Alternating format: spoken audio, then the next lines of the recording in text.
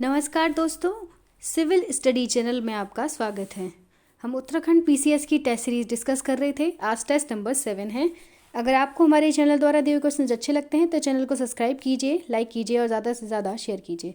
आते हैं first question पर। राष्ट्रीय मतदाता दिवस कब मनाया जाता है? ए 24 जनवरी, बी 25 जनवरी, सी 26 जनवरी और डी 23 जनवरी। राइट ऑप्शन है ऑप्शन बी, 24 जनवरी को राष्ट्रीय मतदाता दिवस बनाया जाता है और 25 जनवरी को राष्ट्रीय मतदाता दिवस बनाया जाता है और 24 जनवरी को क्या बनाया जाता है? राष्ट्रीय बालिका दिवस। और 23 जनवरी को क्या बनाया जाता है दोस्तों? सुभाष चंद्र बोस की जयंती। और 24 जनवरी को उत्तर प्रदेश दिवस भी मनाया जाता है। जो 12वां राष्ट्रीय मतदाता दिवस हुआ है जो 24 जनवरी यानी आज है, उसकी जो थीम है making elections inclusive, accessible and participative. ठीक है, ये जो थीम है वो याद रखनी है। आते हैं नेक्स्ट क्वेश्चन पर। निम्न में कौन सा नृत्य उत्तराखंड का सबसे पुराना नृत्य है? ए चकला, बी तादी, सी झोलिया या सारो और डी छपेली। जो राइट आंसर है ऑप्शन सी, झोलिया या सारो नृत्य जो है वो उत्तराखंड का सबसे पुराना नृत्य है और यह उत्तराखंड के देहरादून क्षेत्र में काफ़ी प्रसिद्ध है। उत्तराखंड के देहरादून क्षेत्र में ये झोलिया नृत्य या सारो नृत्य काफ़ी फेमस है। नेक्स्ट क्वेश्चन पर आते हैं। राष्ट्रकूट वंश की स्थापना किसके द्वारा की गई थी? ए दंती दुर्ग, बी कृष्ण प्रथम, सी नागभट्ट और डी अमोघ वर्ष। राइट ऑप्शन है ऑप्शन ए, दंती दुर्ग द्वारा राष्ट्रकूट वंश की स्थापना की गई थी। जो स्थापना राष्ट्रकूट वंश की गई थी वो दंती दुर्ग द्वारा की गई थी और ये जो राष्ट्रकूट थे वो पहले कर्नाटक के चालुक्य राजाओं के अधीन थे। ठीक है, और जो इनकी राजधानी है, राष्ट्रकूट की जो राजधानी है वो मान्यखेत है। कहाँ पर है दोस्तों? मान्यखेत। ठीक है, और इनके जो एलोरा का प्रसिद्ध कैलाश मंदिर है वो राष्ट्रकूट शासक कृष्ण प्रथम द्वारा बनवाया गया था। एलोरा का प्रसिद्ध कैलाश मंदिर। नेक्स्ट क्वेश्चन पर आते हैं। भारतीय सुधार समिति की स्थापना कहाँ की गई थी? A England, B Bharat, C Germany और डी कनाडा। भारतीय सुधार समिति की स्थापना दोस्तों इंग्लैंड में की गई थी और ये दादा भाई नौरोजी द्वारा 1887 में की गई थी। 1887 में की गई थी। कहाँ पर? इंग्लैंड में। नेक्स्ट क्वेश्चन पर आते हैं। स्वामी विवेकानंद द्वारा किस वर्ष अमेरिका के शिकागो में सर्वधर्म सम्मेलन में भाग लिया गया था? 1883, 1893, 1894, 1896। राइट ऑप्शन है 1893 में स्वामी विवेकानंद जी द्वारा अमेरिका के शिकागो के सर्वधर्म सम्मेलन में भाग लिया गया था। ठीक है, जहां उन्होंने सभी को भाइयों और बहनों कहकर संबोधित किया था। ठीक है, जो स्वामी विवेकानंद जी हैं उन्हें तूफानी हिंदू भी कहा जाता है।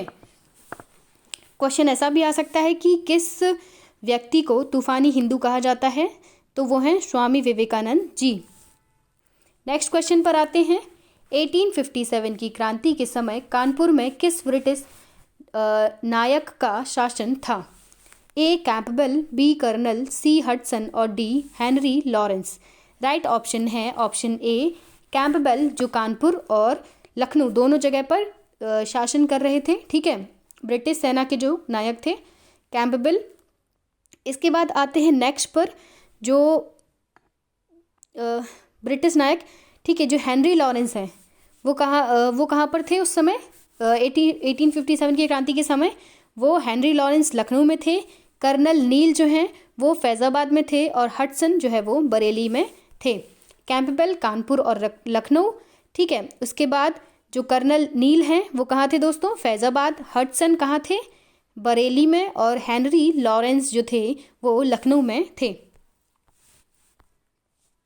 नेक्स्ट क्वेश्चन पर आते हैं। वैश्विक प्रतिस्पर्धा सूचकांक किस संस्था द्वारा जारी किया जाता है?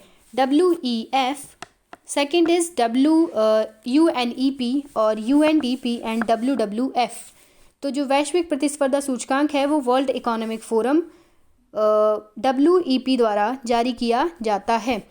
2019 में जो WEP में वैश्विक प्रतिस्पर्धा सूचकांक में जो भारत की रैंकिंग थी वो 68 थी, और उसके बाद 20 और 21 में दोनों में ही इसकी रैंक जो रही है वो 43 रही है वैश्विक प्रतिस्पर्धा सूचकांक में। नेक्स्ट क्वेश्चन पर आते हैं। निम्न में से कौन सी रेखा भारत और पाकिस्तान के मध्य अंतर्राष्ट्रीय सीमा बनाती है? ए रेडक्लिफ, बी मैकमोहन, सी डूरंड और डी मैगिनॉट रेखा। राइट आंसर है ऑप्शन ए, रेडक्लिफ रेखा जो है वो भारत और पाकिस्तान के मध्य अंतर्राष्ट्रीय सीमा बनाती है।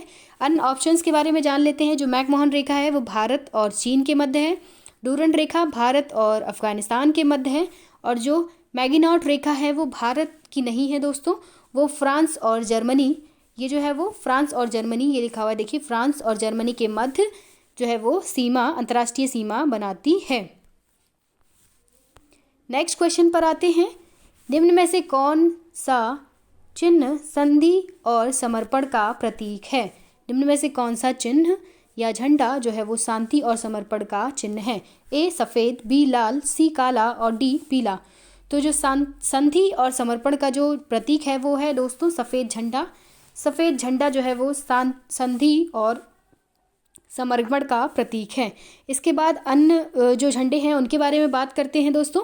ये जो लाल झंडा है, लाल झंडा जो है वो क्रांति का प्रतीक है। काला झंडा जो है वो विरोध का प्रतीक है, तथा पीला झंडा संक्रामक रोग ग्रस्त लोगों को ले जाने वाले वाहनों का प्रतीक है। नेक्स्ट क्वेश्चन पर आते हैं। द टाइम्स नामक समाचार पत्र का प्रकाशन स्थल क्या है? द टाइम्स बहुत फेमस समाचार पत्र है। ए ऑप्शन है London, B Mumbai, C Singapore और डी पेरिस। जो राइट आंसर है द टाइम्स जो है वो लंदन से प्रकाशित होता है। ठीक है, नेक्स्ट क्वेश्चन पर आते हैं। खारे पानी की सबसे बड़ी तटीय झील कौन सी है? ए चिल्का झील, बी बैकाल झील, सी बुलर झील और डी पुलिकट झील। तो खारे पानी की सबसे बड़ी जो झील है वो दोस्तों वो है चिल्का झील, जो खारे पानी की सबसे बड़ी झील है। ये कहाँ पर स्थित है दोस्तों? उड़ीसा के तट पर स्थित है। बैकाल झील कहाँ पर है? रूस में है। और बुलर झील मीठे पानी की सबसे बड़ी झील है। बैकाल झील गहरे पानी की ये विश्व की सबसे गहरी झील है और तीसरी सबसे बड़ी झील है। नेक्स्ट क्वेश्चन पर आते हैं। उत्तर प्रदेश दिवस कब मनाया जाता है? ए 24 जनवरी, 25 जनवरी, 26 जनवरी, 23 जनवरी। राइट ऑप्शन है 24 जनवरी को उत्तर प्रदेश दिवस मनाया जाता है। ठीक है,